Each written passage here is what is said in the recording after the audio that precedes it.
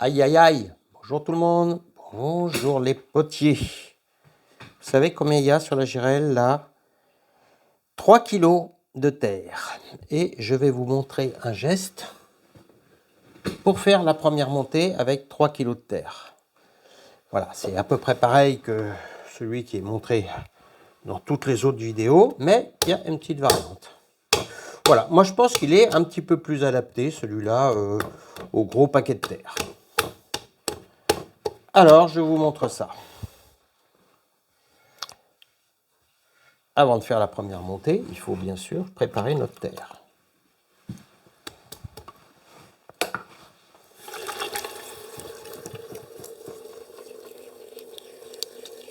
Donc, on va faire une quille.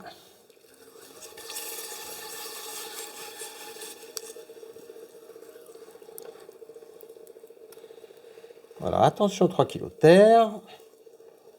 Moi, je tourne moins vite, autrement, je vais me faire embarquer.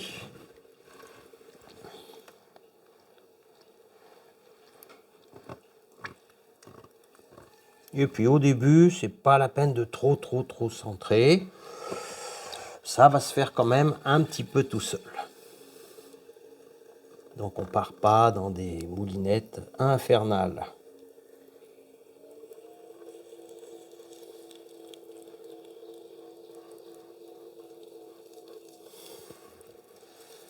Voilà, 3 kilos.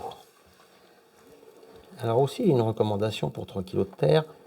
Choisissez donc un peu de la terre facile. Vous voyez ce que je veux dire? Facile, ça veut dire qui n'est pas dure. La terre trop sèche, parce que là, vous allez aller au-devant des problèmes. Donc, maintenant, je commence à mettre en forme.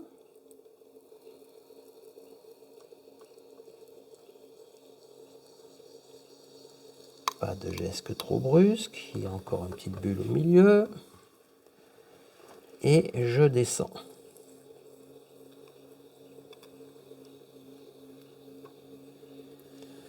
Je descends ma terre.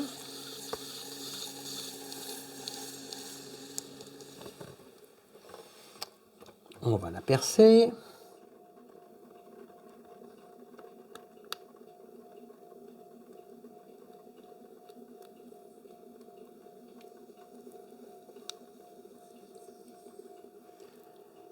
Ensuite, on va l'ouvrir et puis on va parler de ce geste de la première montée.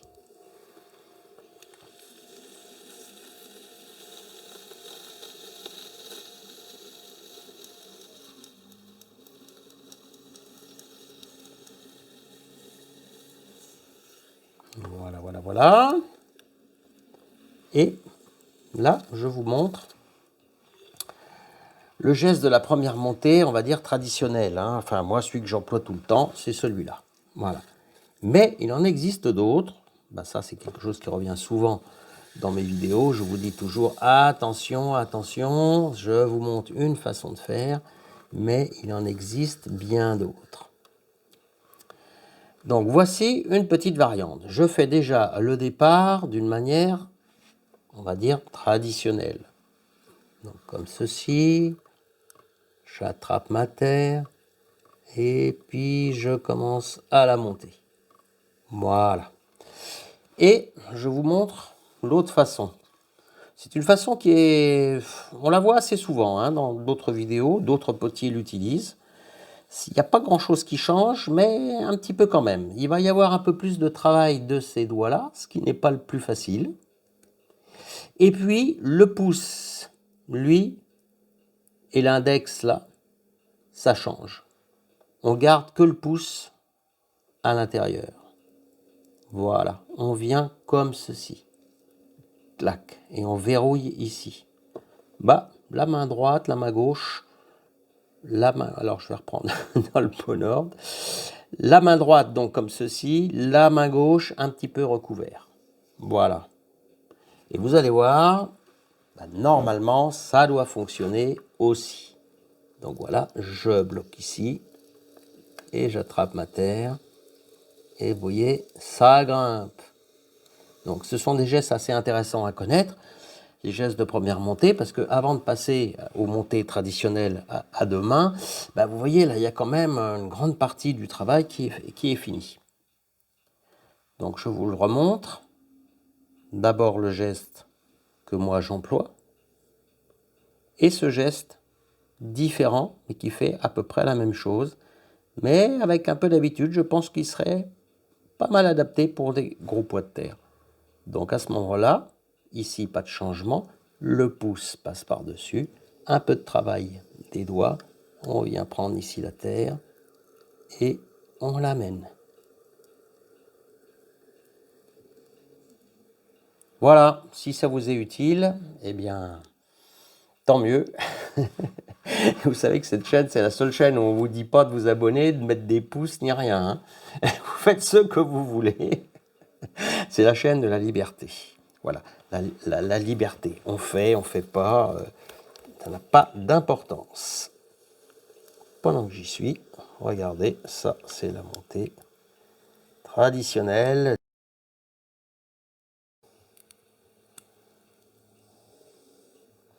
Alors c'est une terre facile, hein, elle est un petit peu faite pour la circonstance, là, hein, c'est-à-dire 3 kilos, franchement, elle peine pas, hein, on peine pas parce que elle est souple, elle est facile.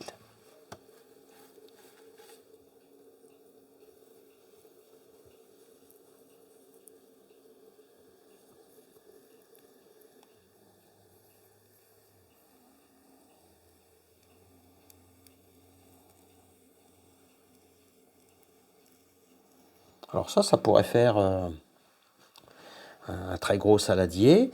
Attention aux épaisseurs, hein, tourner fin c'est sympa, c'est joli, c'est tout ce que vous voulez, mais sur les grosses pièces, attention, sur une grosse pièce, il nous faut de l'épaisseur parce qu'il y a du poids et il faut que ce poids soit réparti.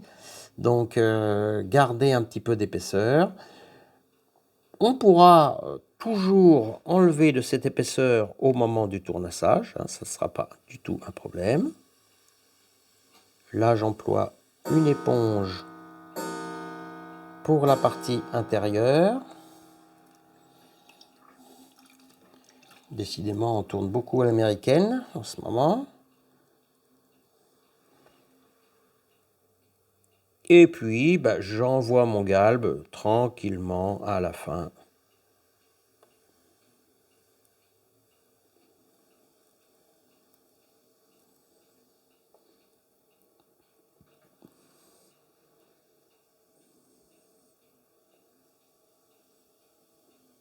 Voilà, un saladier de compétition.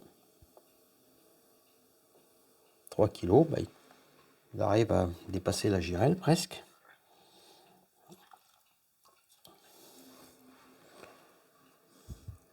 Alors, il y aura un travail de tournassage au pied. Moi, j'avais ouvert grand pour montrer le geste.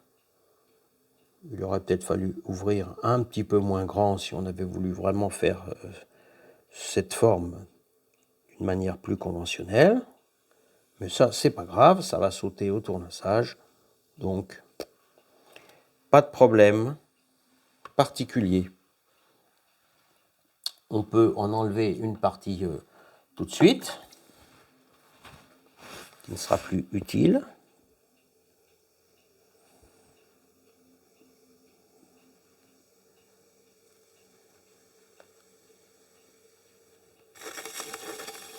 Voilà, cette partie-là a servi à la construction de la pièce.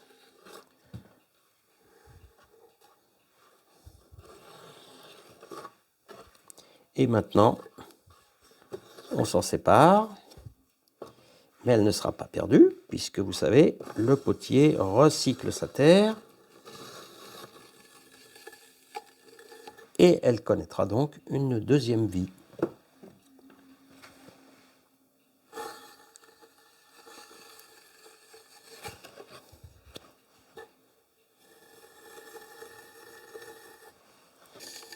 Bon, alors si on avait voulu garder cette pièce, évidemment, on aurait mis un rondeau. Parce que là, maintenant, on est prisonnier du temps de séchage. Hein. Alors, je ne sais pas si elle va être gardée ou pas, mais je n'ai pas d'autre solution là que la patience et probablement, là nous sommes en plein été, alors franchement, bah, si, elle va sécher cette nuit. Et demain matin, je pense qu'en l'aidant un petit peu sur la girelle, ici, on va arriver à la faire sortir. Hein. Voilà. Mais c'est pas comme ça qu'on fait. Ça, c'était juste pour la démo. Puis, ma foi, un grand saladier, c'est toujours intéressant hein, à avoir. C'est une pièce de cuisine qui sert. C'est une pièce que vous pouvez offrir aussi si vous les fabriquez. Ça fait toujours plaisir. Voilà. Donc c'est assez épais, assez pépère, mais attention, 3 kilos, il faut de la matière, je vous le redis. Voilà, et bien écoutez, sur ce, je vous souhaite les meilleures aventures céramiques possibles et à bientôt pour une prochaine vidéo.